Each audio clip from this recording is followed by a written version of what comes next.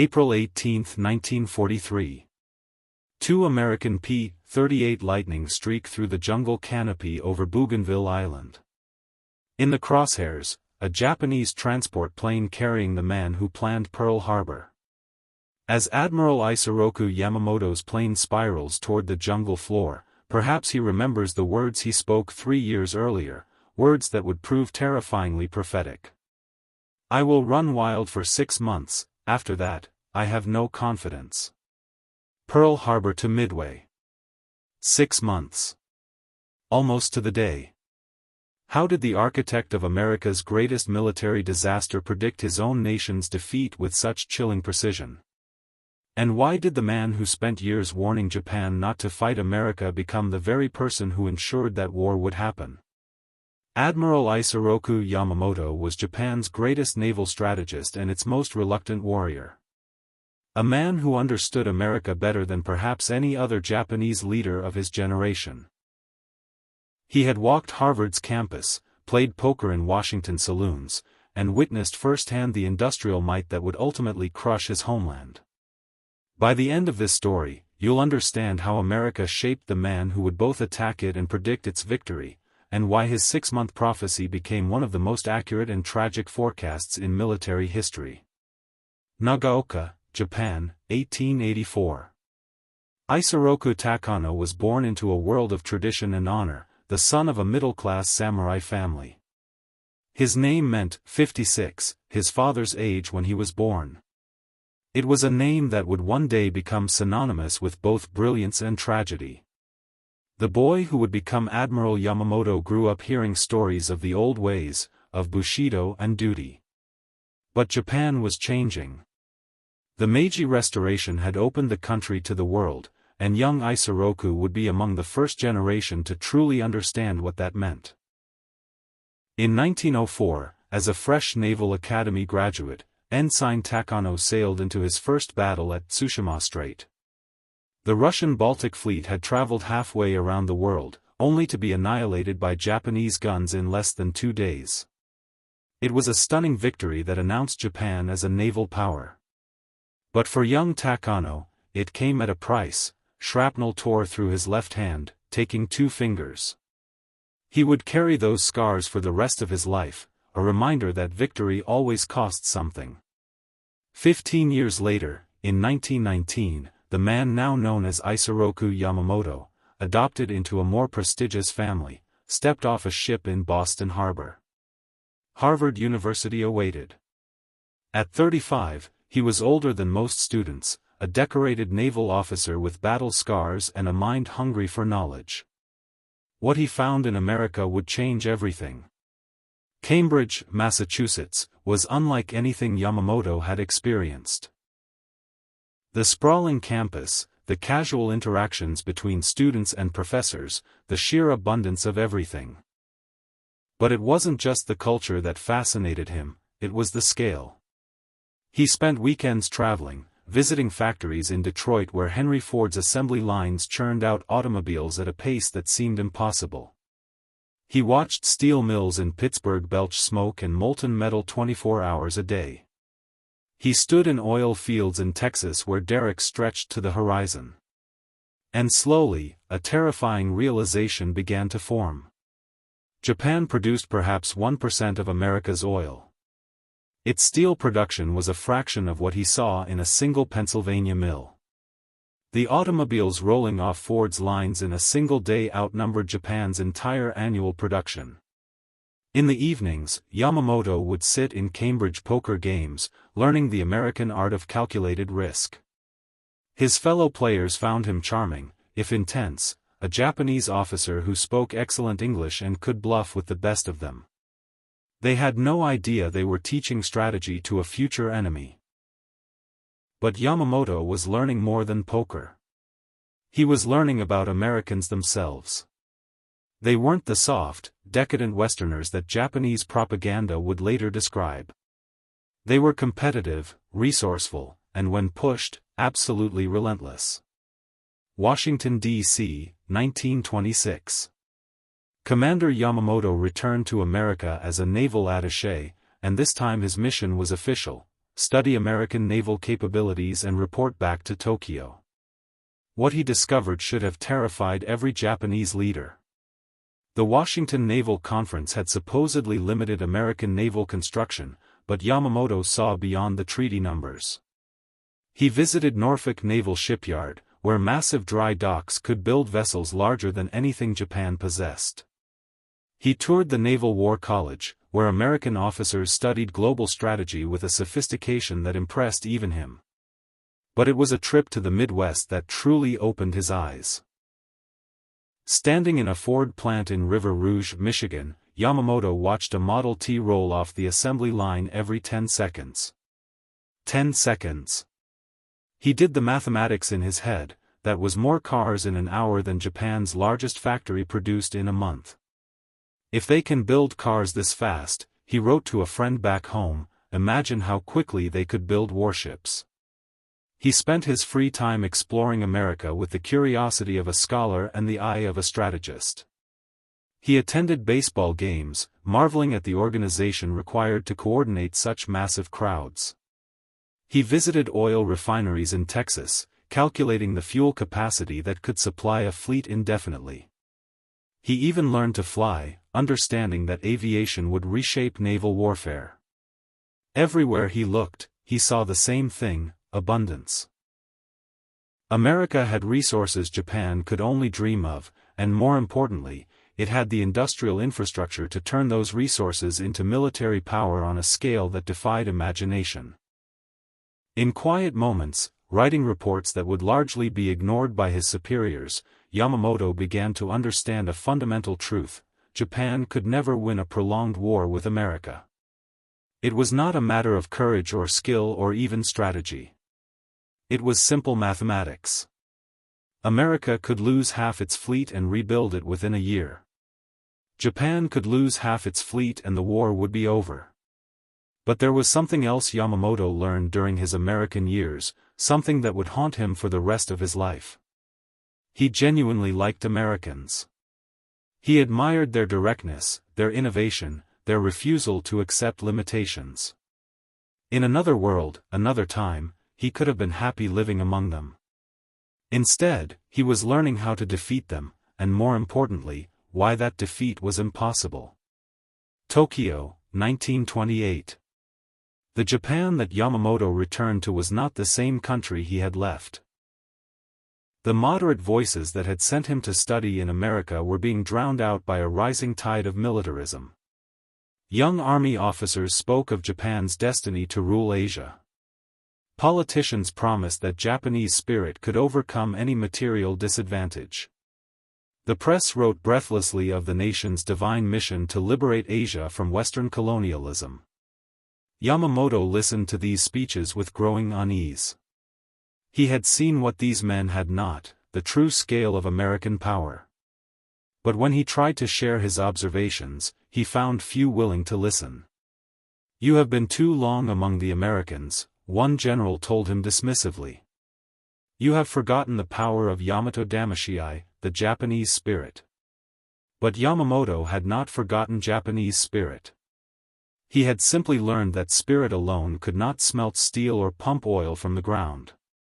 As the 1930s progressed, Yamamoto threw himself into the one area where he could make a difference: naval aviation. While his colleagues remained obsessed with massive battleships, floating symbols of national prestige, Yamamoto quietly revolutionized Japan's carrier force. He pushed for better aircraft, more skilled pilots, and innovative tactics. If Japan was going to fight a war it couldn't win, at least it would fight with the most advanced weapons possible. The China incident of 1937 only deepened his concerns. What was supposed to be a quick campaign to secure Japanese interests had become a grinding war of attrition. Japanese forces were bogged down fighting Chinese armies that refused to surrender, draining resources and manpower that Japan could not afford to lose. And all the while, America watched from across the Pacific, its industrial machine growing stronger every year. In 1939, as war erupted in Europe, Yamamoto was promoted to Commander-in-Chief of the Combined Fleet. It was the pinnacle of his career, command of the most powerful naval force in the Pacific. But for a man who understood what was coming, it felt more like a death sentence. Because by then, the momentum toward war with America had become unstoppable. The military faction had seized control of Japanese policy, and they were determined to secure the resources of Southeast Asia, resources that America and Britain would never allow Japan to take peacefully. Yamamoto found himself in an impossible position. The man who understood better than anyone why Japan could not win a war with America was now responsible for fighting that war. And so he began to plan for the impossible, a strategy that might give Japan a chance, however slim, of avoiding the catastrophe he saw coming. It would require perfect timing, flawless execution, and a gamble so audacious that even he wasn't sure it could work. But first, he would make one last attempt to prevent the war entirely. Tokyo, September 1940. Prime Minister Fumimaro Kono sat across from Admiral Yamamoto in a private room overlooking the Imperial Palace Gardens. The meeting was unofficial, off the record, the kind of conversation that could change the course of history if anyone was willing to listen. Kono was a moderate, one of the few remaining voices in Japanese leadership who still hoped to avoid war with America. He had summoned Yamamoto because he needed to know the truth. Could Japan win a war against the United States? Yamamoto's answer would become one of the most prophetic statements in military history. Prime Minister, Yamamoto said, choosing his words carefully, if you insist on war with America, then in the first 6 months to a year, I will run wild. I will win victory upon victory, and you will think we are invincible. Kono leaned forward, hope flickering in his eyes. But, Yamamoto continued, his voice growing grave, should the war be prolonged for 2 or 3 years, I have no confidence in our ultimate victory. None whatsoever. The silence that followed was deafening. Here was Japan's greatest naval commander, the man who would be responsible for fighting America, telling the Prime Minister that Japan could not win. You have seen their factories, Yamamoto pressed on. You know their resources. America can lose 100 ships and build 200 more. We lose 50 ships, and we have lost the war. But Kono, for all his moderation, was trapped by the same political forces that constrained every Japanese leader. The military faction demanded expansion. The people had been told that Japan's survival depended on securing the resources of Southeast Asia. To back down now would mean political suicide, and possibly literal suicide at the hands of radical officers. Yamamoto left that meeting knowing he had failed. The war he dreaded was coming, and he would be the one to fight it. In the months that followed, he made his warnings more explicit. In letters to government officials, he wrote, Japan cannot beat America. Therefore, Japan should not fight America. To fellow naval officers, he was even blunter, to fight the United States is like fighting the whole world. He pointed to the numbers that should have been obvious to anyone willing to see them. America produced 17 times more oil than Japan. Its steel production was 12 times greater. Its shipbuilding capacity was virtually unlimited, while Japan's was already stretched to the breaking point by the ongoing war in China. But perhaps most importantly, Yamamoto understood something that his colleagues did not. America's greatest strength was not its factories or its resources, but its people. He had lived among Americans, had seen their resilience and determination. They would not surrender after a few defeats. They would fight until they won, no matter how long it took. The Americans are like their own poker players, he told a friend. They will keep raising the stakes until they either win the pot or lose everything. And they have far more chips than we do. Yet even as he made these warnings, Yamamoto was already beginning to plan for the war he hoped to prevent.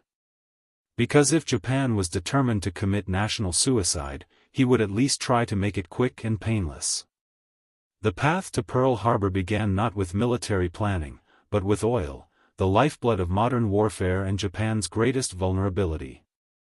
By 1940, Japan imported 80% of its oil, and most of that came from the United States and the Dutch East Indies. The ongoing war in China was consuming fuel at an alarming rate, and Japanese reserves were dwindling rapidly. The solution, according to the military faction, was simple: seize the oil fields of Southeast Asia. The Dutch East Indies alone could supply all of Japan's needs. The British colonies of Malaya and Burma offered rubber and other strategic materials. French Indochina provided a perfect staging ground for further expansion. There was just one problem: America would never allow it. President Franklin Roosevelt understood the game being played. Every Japanese advance in China brought them closer to the resources they needed to challenge American interests in the Pacific. In July 1940, he imposed the first restrictions on strategic materials to Japan. In September, he banned the export of scrap iron and steel. Each sanction tightened the noose around Japan's neck, but also pushed the nation closer to the desperate gamble its leaders were contemplating. Yamamoto watched this escalation with growing dread. He understood the trap Japan was walking into better than anyone. The sanctions were designed to force Japan to choose: abandon its expansion in China, or face economic strangulation. But there was a third option, one that terrified him: strike first, seize the resources of Southeast Asia, and hope to negotiate a peace before America could bring its full power to bear. In the summer of 1941, the trap finally snapped shut. Roosevelt froze all Japanese assets in the United States and imposed a complete oil embargo. Britain and the Dutch government in exile quickly followed suit. Japan now had perhaps 18 months of oil reserves remaining. After that, the Imperial Navy would be reduced to harbor defense, and the army would grind to a halt. The choice was stark: surrender Japan's position as a great power, or go to war with the combined might of America, Britain, and the Dutch Empire. For the military faction, it was no choice at all. Yamamoto received the order in August 1941, prepare for war with the United States. The man who had spent years warning against this exact scenario was now commanded to make it happen. But if Japan was determined to fight a war it could not win, Yamamoto would at least try to give it the best possible chance. And that meant doing something so audacious, so unexpected, that it might just work. He would have to attack America before America was ready to fight back. The idea came to Yamamoto while reading intelligence reports about a British attack on the Italian fleet at Taranto in November 1940. 21 obsolete British torpedo bombers had crippled 3 Italian battleships in a single night, proving that aircraft carriers could strike targets that battleships could never reach. If the British could do it to the Italians, why couldn't Japan do it to the Americans? Pearl Harbor was the key to American power in the Pacific. The great naval base housed the bulk of the U.S. Pacific Fleet, 8 battleships, dozens of cruisers and destroyers, and hundreds of aircraft. If those ships could be destroyed in a single surprise attack, America would be crippled for months, perhaps long enough for Japan to seize Southeast Asia and fortify its conquests. It was a desperate plan, born of desperate circumstances. But it was also brilliant. Yamamoto began developing the concept in early 1941, working in absolute secrecy with a small group of trusted officers. The challenges were immense. Pearl Harbor was thousands of miles from Japan, far beyond the range of conventional naval operations. The attack would require perfect coordination between multiple carrier groups, precise timing, and flawless execution. Most importantly, it would require absolute surprise. If the Americans detected the approaching fleet even hours before the attack, the entire operation would end in disaster. Many of Yamamoto's own officers opposed the plan. Admiral Chuchi Nagumo, who would command the carrier force, thought it was too risky. The Naval General Staff preferred a more conventional strategy, using the fleet to support the invasion of Southeast Asia. But Yamamoto was adamant. If we are to fight America, he told his critics, we must strike the first blow. We must cripple their fleet before they know we are at war. He used every ounce of his influence and prestige to push the plan forward. When the Naval General Staff continued to resist, he threatened to resign. "If you will not approve this operation," he told them, "then I cannot be responsible for the conduct of the war." It was a bluff, but it worked. In October 1941, the Pearl Harbor attack was officially approved. As his staff began the detailed planning, Yamamoto retreated to his cabin aboard the flagship Nagato. There, in the quiet hours before dawn, he contemplated what he was about to unleash. He had no illusions about what would follow.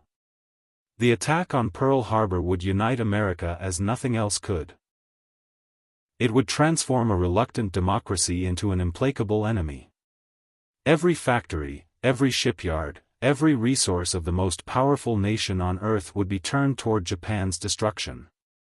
But perhaps, if the attack was devastating enough, if Japan's subsequent victories were swift enough, America might be willing to negotiate. Perhaps they could secure the resources they needed and avoid the prolonged war that Yamamoto knew they could not win. It was a gamble worthy of the poker tables he had learned to love in Cambridge. The stakes were the survival of the Japanese Empire, and Yamamoto was betting everything on a single hand. On November 26, 1941, the First Air Fleet departed from Haitokapu Bay in the Kuril Islands. 6 aircraft carriers, 2 battleships, 3 cruisers, 9 destroyers, and 3 submarines, the most powerful naval strike force ever assembled, set course for Hawaii. Admiral Yamamoto remained behind in Tokyo Bay, aboard the Nagato. He would not witness the attack he had planned, but he would bear full responsibility for its consequences. As the fleet disappeared into the gray waters of the North Pacific, Yamamoto made a final entry in his diary: "I fear all we have done is to awaken a sleeping giant and fill him with a terrible resolve." The 6 months of running wild were about to begin. Kagoshima Bay, southern Japan, October 1941. In the pre-dawn darkness, torpedo bombers roared low over the water, their engines straining as they practiced the most difficult maneuver in naval aviation: shallow water torpedo attacks. The problem was simple but seemingly insurmountable. Standard aerial torpedoes dropped into water deeper than 75 feet. Pearl Harbor's average depth was only 45 feet. When a conventional torpedo hit such shallow water, it would dive straight into the mud. Commander Minoru Genda, Yamamoto's chief planner, had been wrestling with this challenge for months. The solution came from an unexpected source: the British attack on Taranto. Japanese intelligence had recovered fragments of British torpedoes that had been modified with wooden fins to run in shallow water. Japanese engineers worked frantically to adapt the design. They fitted their Type 91 torpedoes with wooden stabilizers and anti-roll fins, then tested them obsessively in Kagoshima Bay, which matched Pearl Harbor's depth almost exactly. Meanwhile, other technical challenges demanded solutions. Pearl Harbor's fuel storage tanks were heavily protected by concrete and earth. Conventional bombs would barely scratch them. The answer came in the form of specially modified 16-inch naval shells, converted into armor-piercing bombs capable of penetrating the thickest concrete. But the greatest challenge wasn't technical, it was human. The attack would require absolute precision from hundreds of pilots flying in radio silence across thousands of miles of empty ocean. A single navigation error, one broken radio silence, or even unexpected weather could doom the entire operation. Yamamoto insisted on perfection. Pilots practiced their approaches until they could hit targets blindfolded. Navigation officers memorized every current and wind pattern between Japan and Hawaii. Radio operators rehearsed maintaining complete silence for weeks at a time. The training was so intense that several pilots cracked under the pressure. But those who remained became the most skilled naval aviators in the world, capable of feats that would have been impossible for any other air force. As November approached, Yamamoto made his final preparations. He had chosen Admiral Chuchi Nagumo to command the strike force, a cautious, methodical officer who would follow orders precisely. Nagumo still harbored doubts about the operation, but he was too disciplined to voice them openly. The attack plan was elegantly simple. 6 aircraft carriers would approach Hawaii from the north, launching their aircraft in 2 waves. The first wave would target airfields and battleships, achieving maximum surprise. The second wave would finish off any surviving ships and destroy fuel storage facilities. If everything went perfectly, the U.S. Pacific Fleet would be crippled for at least 6 months, exactly the window Yamamoto believed Japan needed to secure Southeast Asia and establish a defensive perimeter. But Yamamoto knew that no plan, however perfect, survives contact with the enemy. And he was about to make contact with the most powerful enemy Japan had ever faced.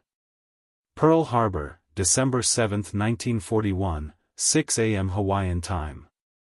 The morning was clear and calm, with excellent visibility, perfect flying weather. 230 miles north of Oahu, the Japanese strike force had achieved the impossible. 6 aircraft carriers had crossed the Pacific undetected, positioning themselves within striking distance of America's most important naval base. At 6:15 a.m., the first wave launched, 183 aircraft rising from the decks of Akagi, Kaga, Soryu, Hiryu, Shokaku, and Zuikaku. 40 minutes later, they were followed by a second wave of 167 aircraft. In total, 350 Japanese planes were now racing toward Pearl Harbor. Commander Mitsuo Fukuda led the first wave, flying a Nakajima B-5N bomber. As the Hawaiian coastline appeared through the morning haze, he could hardly believe what he saw. The entire U.S. Pacific Fleet was exactly where intelligence had predicted, moored in neat rows like sitting ducks. At 7:40 a.m., Fukuda gave the signal that would change history, to, the first syllable of Tatsugiki, meaning, charge. Then, moments later, the code phrase that confirmed complete surprise, Tora, Tora, Tora, Tiger, Tiger, Tiger. The attack unfolded with devastating precision. Dive bombers screamed down on Battleship Row while torpedo planes skimmed across the harbor at masthead height. The modified torpedoes worked perfectly, their wooden fins keeping them shallow as they slammed into the hulls of America's mightiest warships. USS Arizona exploded at 8:06 a.m. when a converted 16-inch shell penetrated her forward magazine. The blast killed 1,177 men instantly and sent a column of smoke 2 miles into the sky. USS Oklahoma capsized after taking 5 torpedo hits, trapping over 400 sailors inside her hull. But even as the attack succeeded beyond Yamamoto's wildest expectations, critical targets escaped destruction. The Pacific Fleet's 3 aircraft carriers, Enterprise, Lexington, and Saratoga, were at sea, delivering aircraft to Wake and Midway Islands. The fuel storage tanks that powered the entire Pacific Fleet remained largely intact. The submarine base and repair facilities suffered minimal damage. Most importantly, the attack had achieved tactical surprise but strategic disaster. Instead of demoralizing America, it unified the nation in a way that nothing else could have. The date which will live in infamy had just guaranteed that America would fight until Japan was utterly defeated. In Tokyo Bay, aboard the flagship Nagato, Yamamoto received the first reports of the attack's success. His staff celebrated wildly, but the admiral remained somber. When asked why he wasn't joining the celebration, Yamamoto reportedly said, "I fear we have awakened a sleeping giant." The quote may be apocryphal, but the sentiment was genuine. Yamamoto understood better than anyone what he had just unleashed.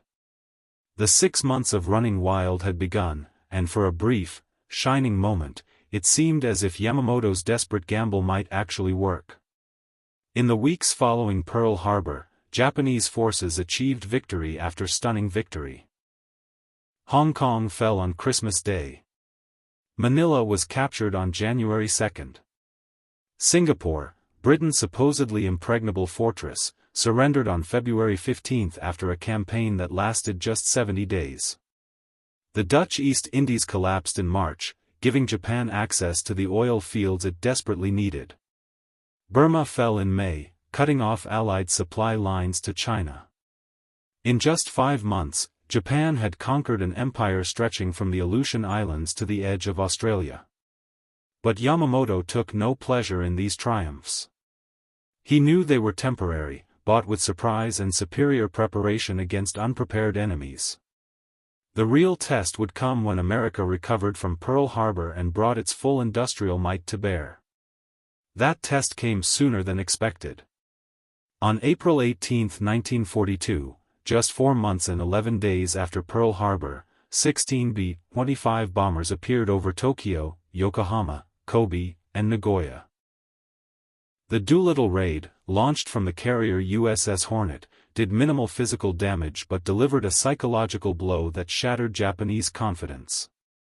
If American bombers could reach the sacred soil of Japan itself, then the defensive perimeter was meaningless. The homeland was vulnerable, and something had to be done to push the Americans back.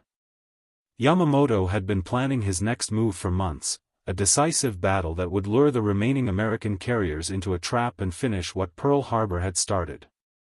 The target was Midway Atoll, a tiny speck of coral and sand that controlled the approaches to Hawaii. The plan was typically ambitious. A diversionary attack on the Aleutian Islands would draw American attention north, while the main force would capture Midway and destroy any American fleet that came to its rescue. With the Pacific Fleet finally eliminated, Japan could negotiate from a position of strength. But Yamamoto was no longer fighting the same enemy he had surprised at Pearl Harbor. The Americans had learned from their mistakes, rebuilt their forces, and most importantly, they had broken Japan's naval codes. Admiral Chester Nimitz, commander of the Pacific Fleet, knew exactly when and where Yamamoto planned to strike. Instead of walking into a trap, the Americans were preparing one of their own. As May turned to June, the largest naval forces in Pacific history began converging on a tiny atoll that most Americans had never heard of. Yamamoto commanded over 160 ships and 700 aircraft. Nimitz had just 30 ships and 360 planes. On paper, it should have been another Japanese victory. But Yamamoto's 6-month window was about to slam shut with devastating finality. The date was June 4, 1942. Exactly 5 months and 28 days after Pearl Harbor. Close enough to 6 months to fulfill a prophecy that no one wanted to see come true. Pearl Harbor, Hawaii, May 1942. In a basement beneath the 14th Naval District headquarters, a team of cryptanalysts worked around the clock in a room thick with cigarette smoke and the clatter of typewriters. They called themselves Station HYPO, and they were about to hand Admiral Nimitz the greatest intelligence coup in naval history. The man leading this effort was Commander Joseph Rockefort, a brilliant linguist who had spent years studying Japanese codes. Since Pearl Harbor, his team had been painstakingly reconstructing Japan's naval cipher, designated JN-25 by American intelligence. By May 1942, they could read roughly 10 to 15% of intercepted Japanese messages, not complete translations, but enough fragments to piece together enemy intentions. And what they were seeing terrified and thrilled them in equal measure. The Japanese were planning something massive. References to AF appeared repeatedly in the intercepts, along with mentions of a major operation scheduled for early June. But where was AF? Rockefort had a theory: AF was Midway. The timing matched intelligence reports of increased Japanese reconnaissance flights around the atoll. The scale of the operation suggested something far more ambitious than a simple raid. But theories weren't enough.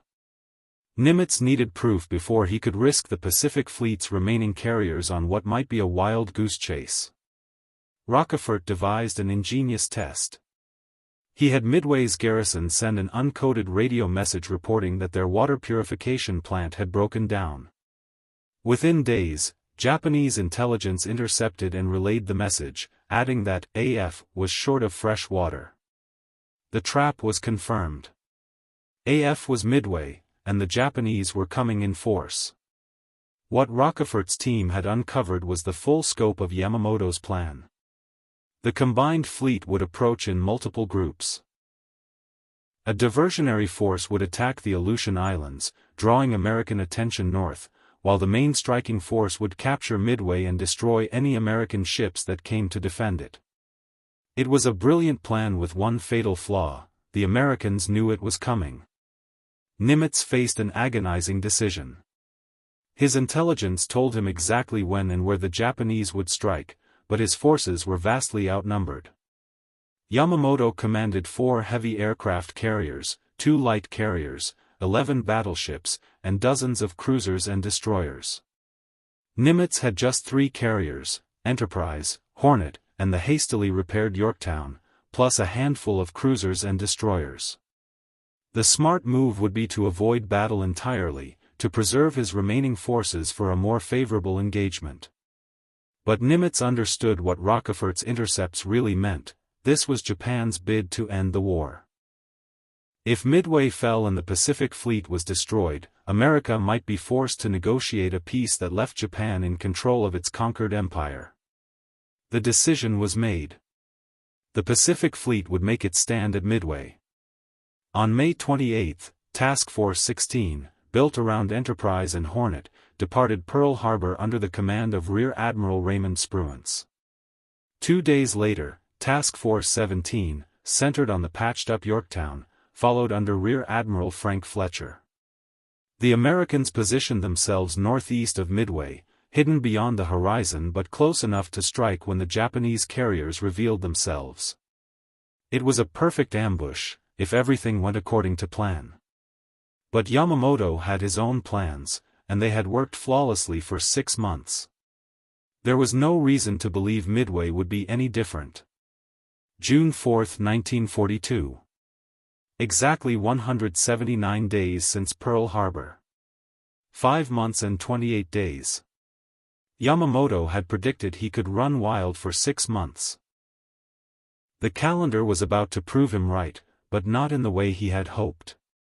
In the pre-dawn darkness, as Japanese and American forces maneuvered for position around a tiny coral atoll, the fate of the Pacific War hung in the balance.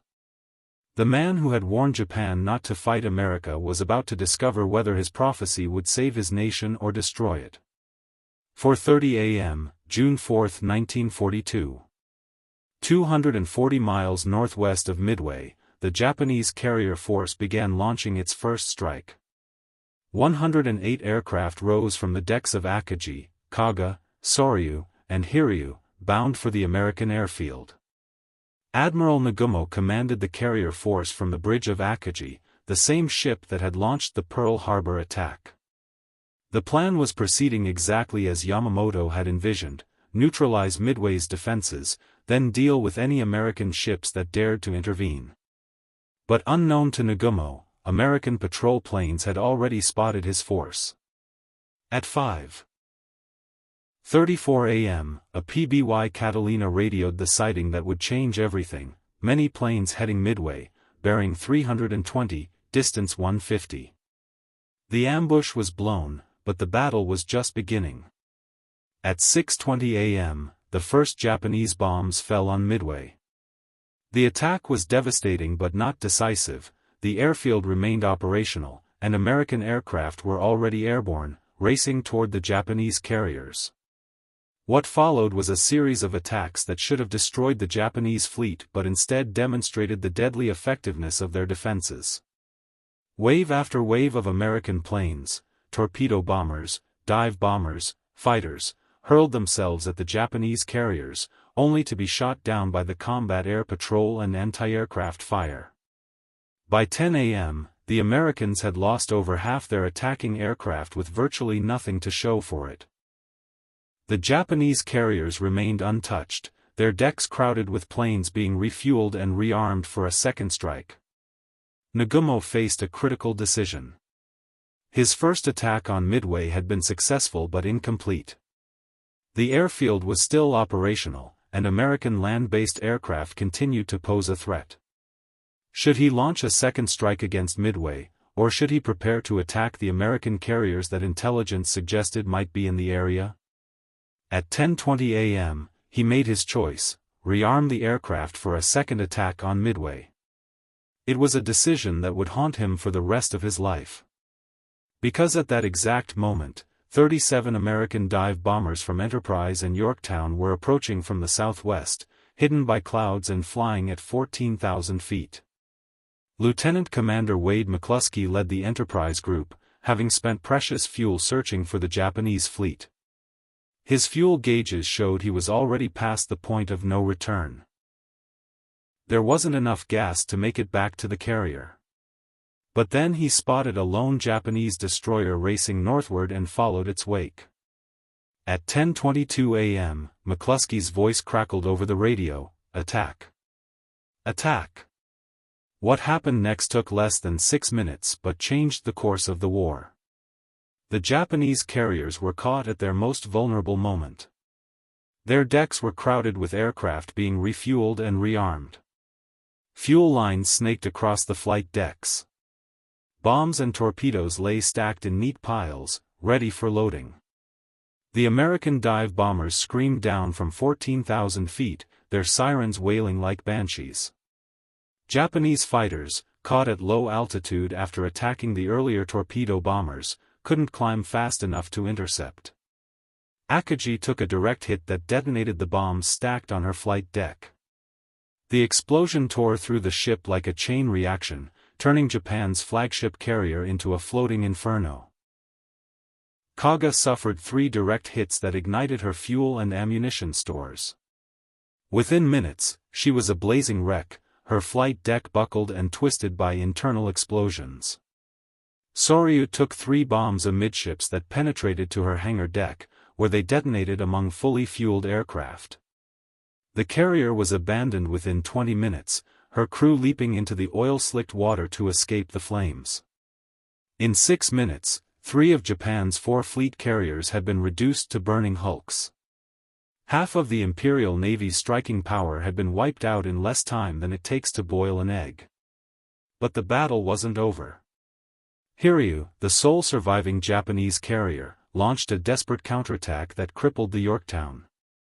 For a brief moment, it seemed as if the Japanese might salvage something from the disaster. Then, at 5 p.m., American dive bombers found Hiryu. 4 direct hits turned the last Japanese carrier into another funeral pyre. By sunset on June 4, 1942, the most powerful carrier force in naval history had been destroyed. Japan had lost 4 fleet carriers, over 250 aircraft, and most importantly, hundreds of irreplaceable pilots and aircrew. The 6 months of running wild were over. Aboard the battleship Yamato, 300 miles behind the burning carriers, Admiral Yamamoto received the reports with growing disbelief. Akagi sunk. Kaga sunk. Soryu sunk. Hiryu sunk. In a single day, Japan had lost more naval aviation capability than it could replace in 2 years. The man who had predicted this moment sat in his cabin, staring at the tactical charts that told the story of his nation's doom. The 6-month prophecy had been fulfilled almost to the day, but there was no satisfaction in being right. Yamamoto's staff urged him to continue the operation. The battleships and cruisers were still intact. They could bombard Midway into rubble and perhaps salvage something from the disaster. But Yamamoto understood what his subordinates did not: the battle was already lost, not just tactically but strategically. Without carriers, the combined fleet was helpless against American air power. To continue the attack would only result in more losses Japan could not afford. At 2:55 a.m. on June 5, Yamamoto issued the order that marked the beginning of the end: retire. The retreat from Midway was the first time in modern history that a Japanese fleet had withdrawn from battle. It would not be the last. In the months that followed, Yamamoto found himself fighting the defensive war he had always dreaded. American industrial production, freed from the constraints of peacetime, began producing ships and aircraft at a rate that defied comprehension. The Essex-class carriers that would dominate the Pacific were already under construction, along with hundreds of destroyers, cruisers, and submarines. Meanwhile, Japan struggled to replace what it had lost at Midway. The Shokaku and Zuikaku, the only fleet carriers to survive the battle, spent months in port being repaired and re-equipped. New pilots, hastily trained to replace the veterans lost in the Coral Sea and at Midway, lacked the skill and experience of their predecessors. By early 1943, the strategic initiative had passed irreversibly to the Americans. The island-hopping campaign began with Guadalcanal, where Japanese forces fought desperately to hold a single airfield. The battles were savage, but the outcome was never in doubt. America's industrial advantage was finally being felt on the battlefield. Yamamoto adapted his strategy to the new reality, but he was fighting with diminishing resources against an enemy that grew stronger every day. The man who had once commanded the most powerful naval force in the Pacific now found himself rationing fuel and aircraft, trying to make every sortie count. In April 1943, American intelligence intercepted another Japanese message, this one detailing Yamamoto's inspection tour of forward bases in the Solomon Islands. The man who had planned Pearl Harbor was about to become the target of his own tactics, a precisely planned surprise attack. Operation Vengeance was approved at the highest levels of the American government. 18 P-38 Lightning fighters took off from Henderson Field on Guadalcanal with a single mission: kill Admiral Yamamoto. On April 18, 1943, exactly 1 year after the Doolittle raid, the Lightnings intercepted Yamamoto's transport over Bougainville Island. The Admiral's plane, riddled with machine gun fire, crashed into the jungle below. The man who had predicted Japan's defeat with such chilling accuracy had become its most prominent casualty. His 6-month prophecy had been fulfilled, his warnings ignored, and his nation was now paying the price for both. Tokyo, April 21, 1943. The news of Admiral Yamamoto's death sent shockwaves through the Japanese Empire. The man who had been both revered and feared, the architect of Pearl Harbor and the voice of strategic realism, was gone. Emperor Hirohito himself ordered a state funeral, an honor rarely accorded to military officers. Yamamoto's ashes were interred at Tama Cemetery with full military honors, but the ceremony felt more like a wake for Japan's fading hopes than a celebration of a hero's life. The timing of his death was cruelly symbolic. Yamamoto had been killed exactly 18 months after Pearl Harbor, precisely the timeframe he had predicted Japan could sustain offensive operations. His prophecy was being fulfilled even in death. But the real reckoning was only beginning. In the months following Yamamoto's death, his predictions about American industrial capacity proved devastatingly accurate. The numbers he had tried to warn his countrymen about became stark reality on the battlefield. In 1943, American shipyards launched more aircraft carriers than Japan had built in its entire history. The Essex-class carriers alone, 24 ships of a single class, outnumbered Japan's total carrier force by a factor of 3. Each one was larger, faster, and more capable than anything in the Imperial Navy. The pilot shortage that Yamamoto had foreseen became critical. At Midway, Japan had lost not just 4 carriers but over 100 of its most experienced naval aviators, men who had trained for years and could not be quickly replaced. American pilot training programs, meanwhile, were graduating thousands of new aviators every month, backed by an industrial base that could provide them with the best aircraft in the world. The oil situation that had driven Japan to war in the first place became catastrophic. American submarines, operating from bases that Japan could no longer threaten, systematically destroyed the tanker fleet that carried oil from the conquered territories to the home islands. By 1944, Japan's fuel situation was so desperate that pilots were receiving minimal flight training, often less than 100 hours before being sent into combat against American veterans with 10 times that experience. Admiral Chester Nimitz, now commanding the largest naval force in history, began the systematic reduction of Japan's Pacific Empire. The island-hopping campaign that Yamamoto had feared became reality: Tarawa, Kwajalein, Saipan, Guam, Leyte, Iwo Jima, Okinawa. Each battle brought American forces closer to Japan itself, and each victory demonstrated the futility of Japan's position. The strategic bombing campaign that began with the Doolittle raid escalated into a systematic destruction of Japan's industrial capacity. B-29 superfortresses, operating from bases that Japan could no longer defend, burned Japanese cities to ash with incendiary raids that killed hundreds of thousands of civilians. By early 1945, Japan's situation was exactly what Yamamoto had predicted in his darkest moments. The nation was surrounded, blockaded, and facing an enemy with unlimited resources and an unshakable determination to achieve total victory. The final vindication of Yamamoto's warnings came on August 6 and 9, 1945, when atomic bombs destroyed Hiroshima and Nagasaki.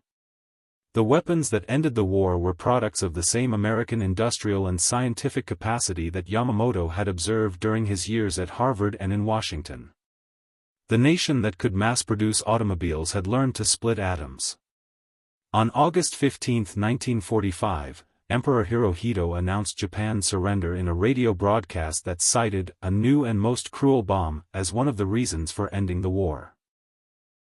The conflict that Yamamoto had tried to prevent, then tried to win quickly, had ended exactly as he had predicted, with Japan's complete defeat.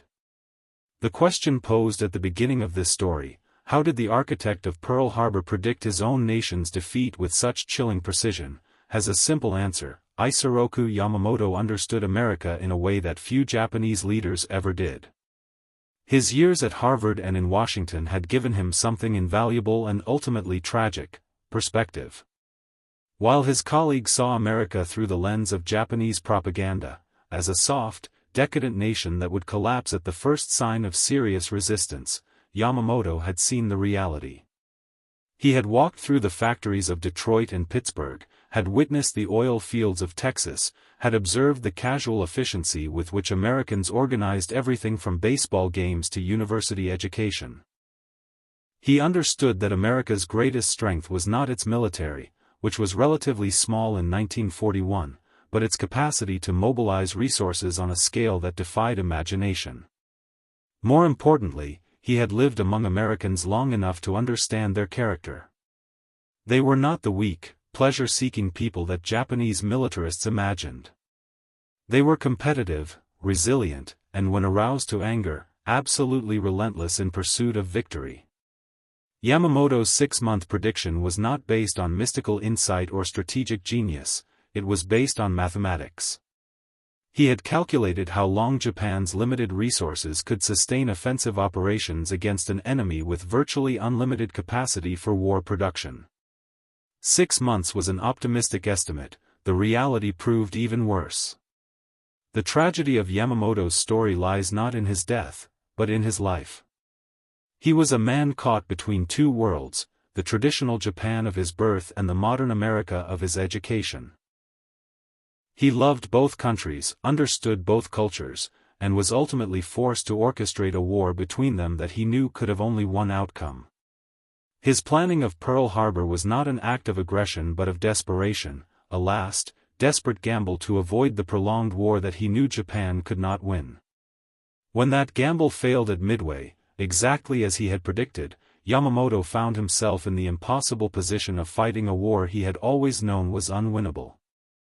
The human cost of his prophecy was staggering.